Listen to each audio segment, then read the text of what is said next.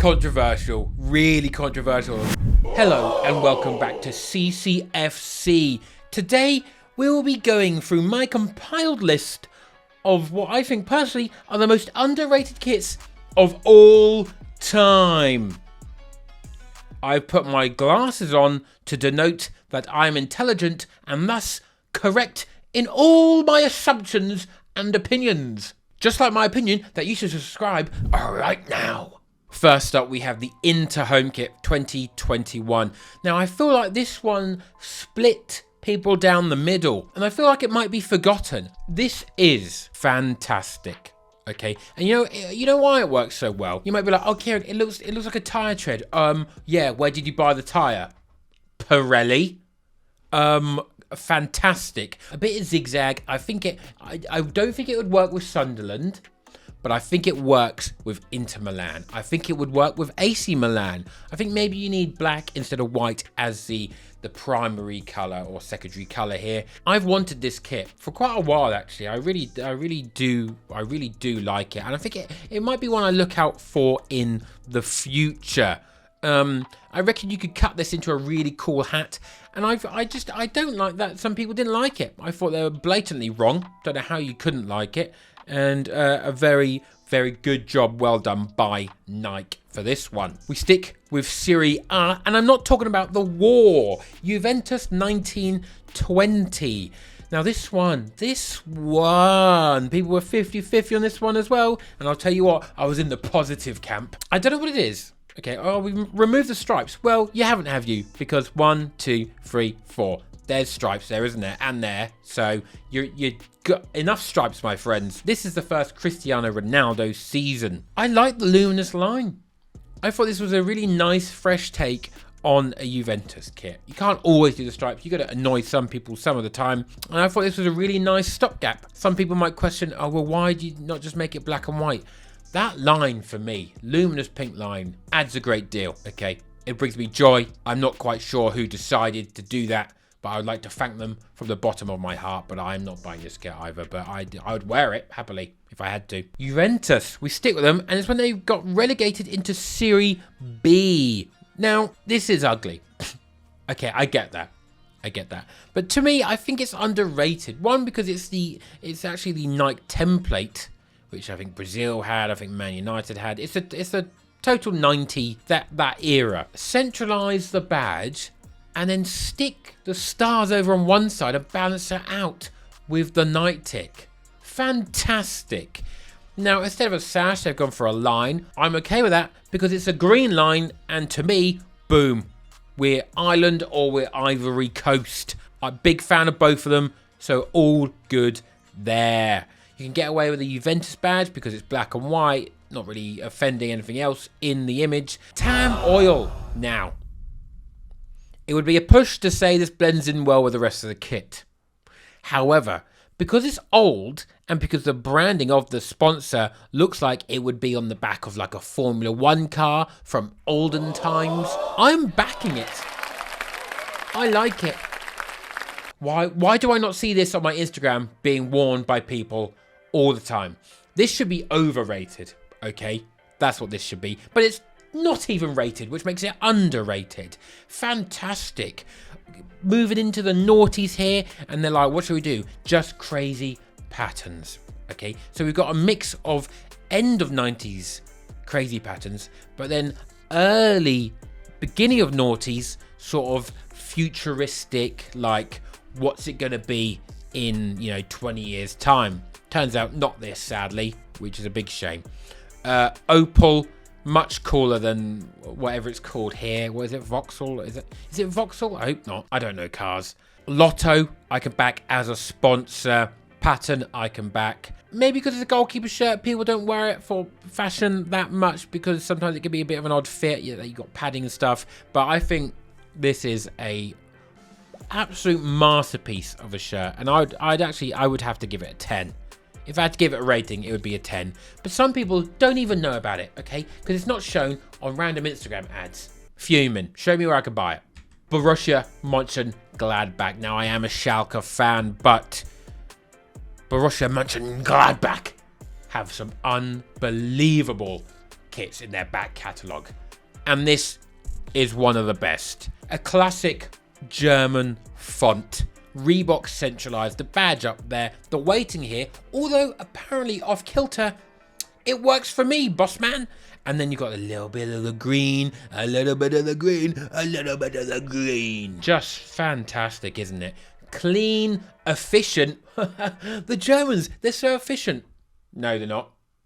Train network, appalling. It's imagine England's trains, but worse. Delayed almost all the time. Cancellation wise, I'm unsure, but in general, not actually an efficient country at all. Everything is still paper and not online. But, you know, I still like it there. Arsenal 11-12. This is a colour scheme which they seldom bring back, I believe. This was unexpected when this one popped up this year. Did they lose 8-1 in it? They may have done. However, I think they ended that season on a relative high, so it's a good kit. I think it's remembered fondly by Arsenal fans. I'm not sure, but it's simple. But how often do you see Arsenal in a cross-section divided kit? I like the different sleeves. Some people think that one should be blue and that one should be dark blue, but I think you can have it either way. This makes it feel a bit better weighted, but I think either is fine. The massive centenary badge. Well, it's not centenary because that's 1886 and that's 2011, but something. It says forward, which is a good direction to go on a football pitch. You know, you wouldn't have a badge that just says side to side and pass it around the back. More. Yeah, I brought it up before. About how underrated it is. It's because it wasn't worn enough. That's literally the only reason. It was used as an away kit in the Champions League, but yeah, severely underrated. I would love this kit. Manchester City 15-16. Now, this is awful. It's bad. But over time, I don't think it's as bad as it once looked.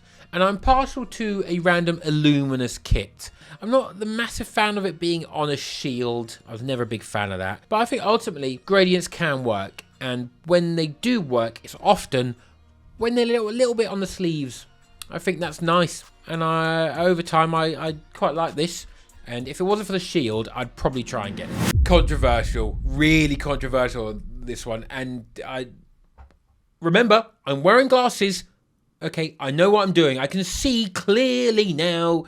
This kit is here. I've picked this one. Not because I think it's good, but I think it's underrated in terms of the vision. Okay, just imagine, right? And if you've got no imagination, then just sit there quietly and eat your ham sandwich. Purple, black, white of different tones, gold. What a colour scheme, if I may say so myself. Now, I can't be back in the Warrior, okay? I can't be back in this weird little nugget over here. Can't be back in that. However, I can back the intent. I reckon moving some bits around, and this is a fantastic kit, which makes me think the longer time goes on, people will start getting this kit because it's unique in terms of a Liverpool kit. It's very unique. So I reckon give it another 10 to 15 years and some people will be laughing wearing this one. And it'll be like, we were actually really bad at that time. Who cares? Okay. Once enough time has passed, if it's a good kit, it will prevail. And it's not a great kit, but I think ultimately someone will have this with Sturridge on the back in 10 to 15 years and people will be like, oh. And I've gone for their away kit as well. I think the previous one was their third. Once again, the intent. But not only the intent, I think the execution on this one. I think it's good. I like the digital print. It's sort of working for me. I don't like the outside stitching. But once again, I think in 10, 15 years, I think you can get away with this one now. If you're in good nick, in good build, I think you can wear this, and I think you get away with it. I think you're like, oh, that's a little bit cool, that one. I think it's severely underrated. What can I say? You're going to tell me I'm wrong, and I'm going to tell you that you're wrong, and then how do we decide who's right? Me, the one with the voice on the screen. Hashtag United 2021 away kit. This is phenomenal. And I'm not just saying that because Spencer and Seb are absolutely lovely, and they send me hashtag kits. But I don't have this one. This one is fantastic. It's the colour scheme of this channel. Okay, purple. Great sponsor, Football Manager. Nice. Hashtag all in white. It'd be weird if it was in yellow and blue.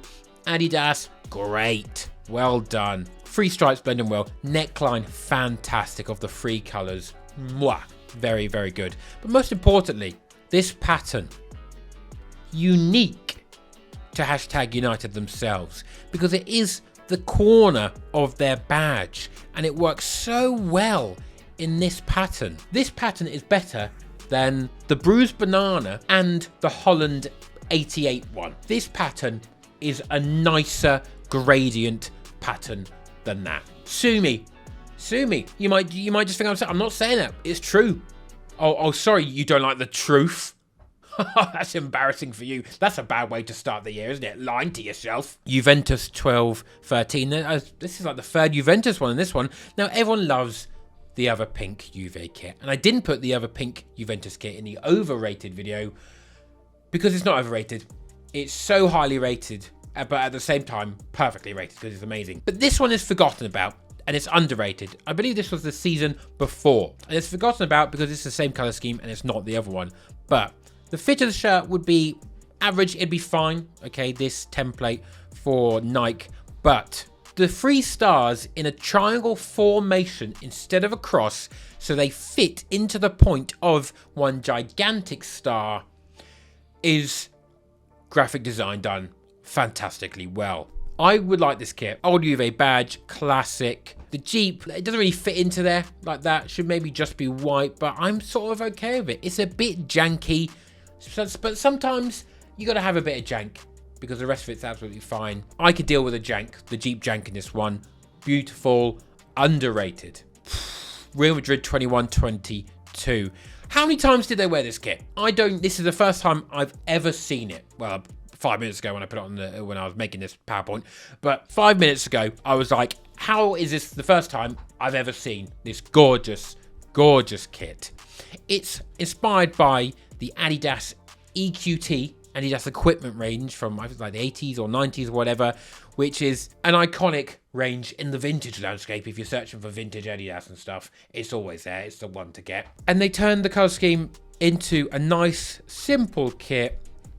Some sort of weird pattern or whatever, but this colour scheme is so good. They must have only worn this for like one game or something, which is heresy. Stop making great kits like the Juve Palace one for just like 1 or 2 games. Just have it as your away kit. Look at this. Fantastic. So good. So underrated. I've been your boy Kieran. Don't forget to hit subscribe. Let's try and get to 50,000 subscribers before I can say subscriber perfectly in the first take. Bye.